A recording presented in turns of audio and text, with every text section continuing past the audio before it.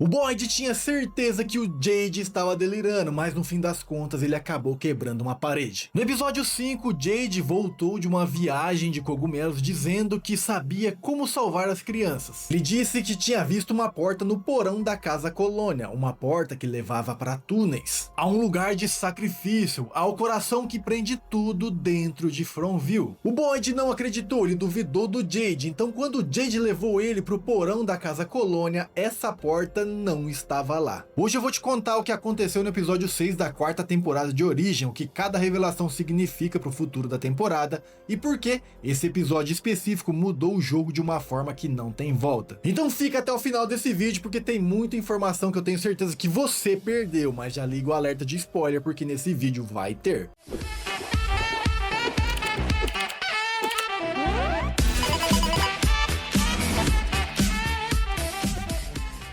Para você entender o que esse episódio fez, você precisa entender o peso que o Boyd carrega já faz mais de 4 temporadas. Para você entender o que esse episódio fez, você precisa entender o peso que o Boyd carrega há 4 temporadas. O Boyd é o líder de Fromville, não porque ele quis, porque ele é o cara que não desmorona quando tudo está desmoronando. É ele que faz os planos, é ele quem decide quem arrisca a vida e quem fica para trás. É ele que bate na porta de todo mundo quando uma criatura mata alguém de noite. E nessa temporada, essa pressão dobrou. E isso porque as coisas que ele precisava decidir pararam de ter respostas racionais. No começo do episódio, o Boyd está cara a cara com o Jade. E o Jade acabou de voltar de uma viagem de cogumelos, uma dose absurda que o Boyd mesmo concordou em ser a âncora, onde ele viu versões de si mesmo de vidas passadas, foi arrastado por criaturas para dentro de um caixão e acordou sabendo onde fica a porta que pode salvar as crianças. E o plano do Jade, na teoria, até que parece ser simples. Tem uma porta secreta no porão da Casa Colônia e essa porta leva eles a túneis. E no final desses túneis existe um lugar onde a série chama de local de sacrifício. E é nesse lugar que os ossos das crianças desaparecidas estão guardando as almas delas que estão presas ali. E o Jade acredita que ir lá, enfrentar esse lugar, pode ser o caminho de saída de Fromville.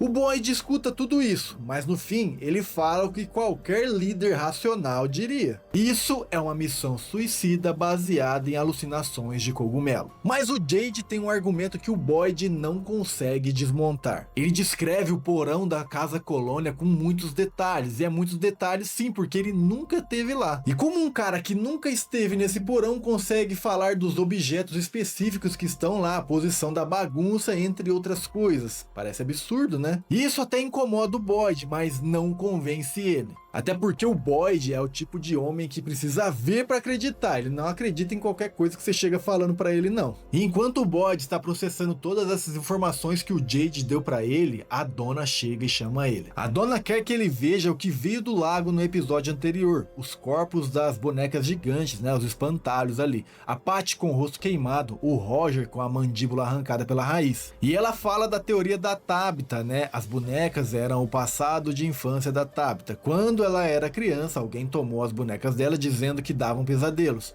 Esse alguém morreu e os pesadelos dessa pessoa se tornaram parte da floresta, se tornaram criaturas. E isso é um detalhe enorme e muito importante, porque confirma o que a série vem apresentando já faz muito tempo. A Fromville não apenas prende as pessoas, a Fromville alimenta-se delas. A cidade usa o que essas pessoas carregam, como traumas, medos, lembranças, culpas, e transforma tudo isso em armas físicas. A Donna fica tão abalada com tudo isso que vai até o lado de fora do galpão para respirar. E mais tarde, a gente vê que a Donna sofre um infarto. O Boyd chega a tempo, ele tenta reanimar ela por minutos que parecem eternos. E a Donna fica clinicamente morta por alguns instantes. Mas o Boyd não para, ele é insistente, ele continua tentando reanimar a Donna até que o coração dela volta. Mas a Donna fica em coma, privada de oxigênio por tempo suficiente para deixar todo mundo ali tenso, para deixar todo mundo ali nervoso, sem saber se a Donna vai conseguir sobreviver. E esse momento é onde a série faz algo que eu não esperava ali. O Boyd começa a chorar. Não de medo de Fromville, não de frustração com os mistérios. Ele chora porque quase perdeu uma pessoa que ele considera muito ali. E no meio de toda a abstração sobrenatural da série, esse momento é o mais perturbador da série pro Boyd. O episódio se chama The Heart is a Lonely Hunter. O título é uma referência ao romance de estreia de Carson McCulley, lá no ano de 1940. Um livro sobre um homem surdo-mudo chamado John Singer, que vive no estado americano da Geórgia nos anos 30, e que se torna confidente de todos ao redor sem que ninguém realmente o conheça de volta. Um homem que presencia a solidão de todos, mas carrega a sua própria em silêncio absoluto. O Boyd é absolutamente isso nesse episódio 6. Ele ouve todo mundo, ele resolve o problema de todo mundo. E no momento em que ele quase perde a dona, uma pessoa que o vê como Boyd e não como um líder, você percebe o quanto o Boyd está sozinho ali dentro. O Padre Catre morreu, isso aí já está bem estabelecido pela série, mas ele continua aparecendo pro Boyd, apenas pro Boyd. E nesse episódio, o padre apareceu de novo, e não para confrontar, ele apareceu para cobrar. Ele pressiona o Boyd sobre liderança, sobre confiança, sobre o que significa tomar uma boa decisão quando não existe uma boa opção, apenas opções com custos diferentes. E no ponto mais baixo do episódio, depois de Donna quase morrer, depois da conversa travada com Jade, depois de Victor quase pular do telhado, sim,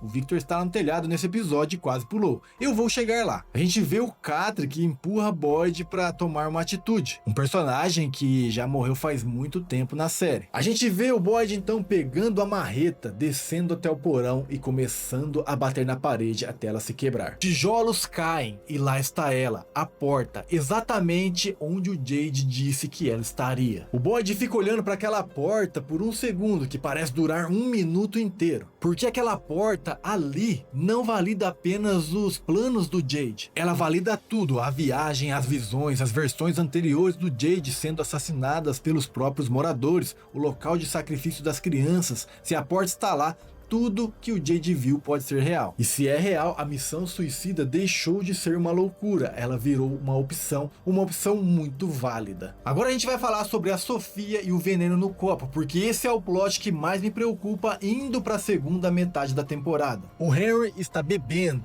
De novo, ele ainda tá abalado por causa da morte da Miranda, o que é compreensível, né? Mas aí a Sofia aparece. Ela se aproxima com toda aquela simpatia, né? E convida o Henry para tomar mais um gole e depois mais outro e mais outro. E durante essa conversa, a Sofia vai coletando informações. Ela faz perguntas sutis sobre o Homem de Amarelo, o que Henry sabe, né? O que ele está investigando e o que ele suspeita. O Henry não entrega nada de substancial, mas a Sofia está pescando ali. E então, no momento que o Henry tá panguando, não tá olhando, a Sofia corta sua mão com um caco de vidro e deixa pingar um pouco do sangue dela dentro da bebida do Henry. A série não mostra o que acontece depois, mas a lógica do que vimos nas temporadas anteriores aponta numa direção muito clara. Sangue de alguém já controlado pelo Homem de Amarelo pode agir como um vetor de influência, uma forma de criar um canal entre a entidade e a pessoa que beber. Então, com toda certeza, o Henry vai acordar diferente e vai começar a ver ou ouvir coisas. Ele vai começar a agir de forma que não fazem muito sentido para quem está perto dele. E as pessoas vão demorar para perceber, porque o Henry já estava bastante instável antes, né, por conta da morte da Miranda. Ele já tá bem estranho, então as pessoas vão demorar para entender, para perceber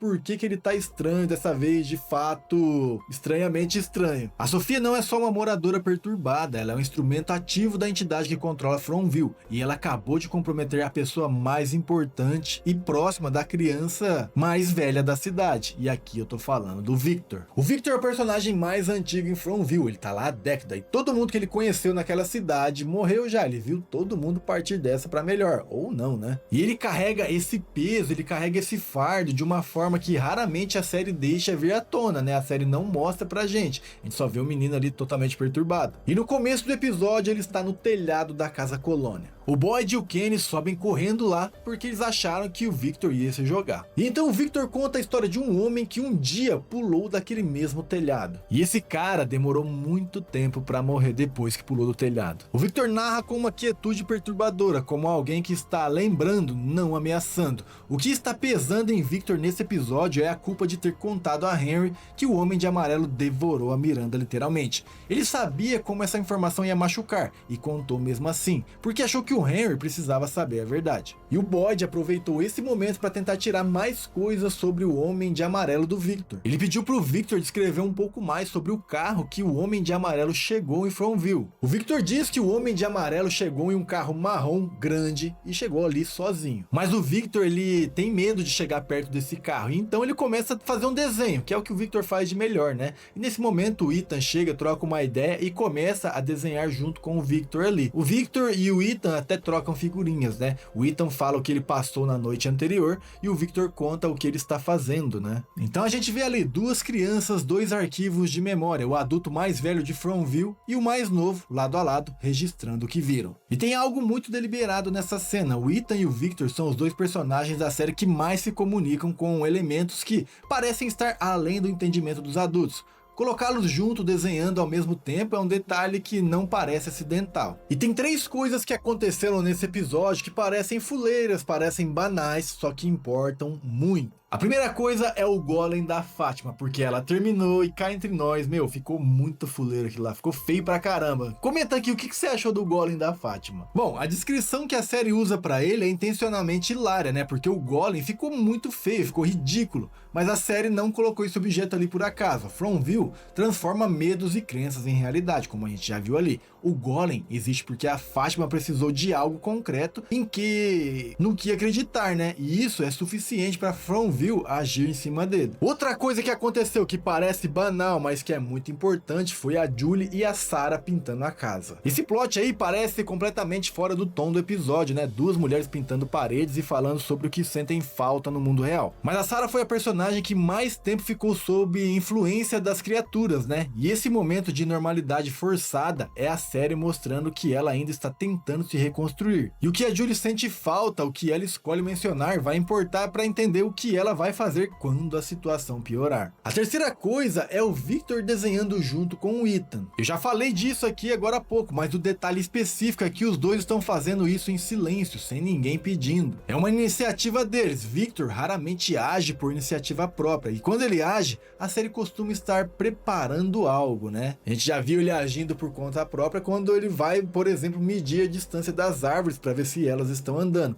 E sempre que o Victor faz isso aí, alguma coisa bizarra acontece no episódio. 4 temporadas, 6 episódios da temporada 4 e finalmente alguém encontrou uma porta que pode ser a saída de Fromville. O que significa é que a segunda metade dessa temporada vai ser sobre uma escolha impossível: entrar naqueles túneis onde as criaturas vivem, com a chance de salvar as crianças e talvez todo mundo, ou morrer no processo. O Boyd agora tem a prova que ele precisava. E isso é muito mais pesado do que não ter prova nenhuma, porque agora ele vai ter que tomar uma decisão muito importante. E ao mesmo tempo, Henry provavelmente vai começar a se deteriorar. A Sofia vai continuar coletando informações para o Homem de Amarelo, que é ela, né? E a entidade Fromville, que se alimenta de sofrimento, que usa os pesadelos das pessoas como armas, né? Ainda não mostrou tudo que é capaz. Esse episódio foi um pouco mais quieto do que o anterior, ele foi muito mais humano. Foi muito menos sobrenatural, mas é isso que Origem faz de melhor, né? O horror desse episódio não foi um espantalho arrancando uma mandíbula da pessoa, foi um homem desesperado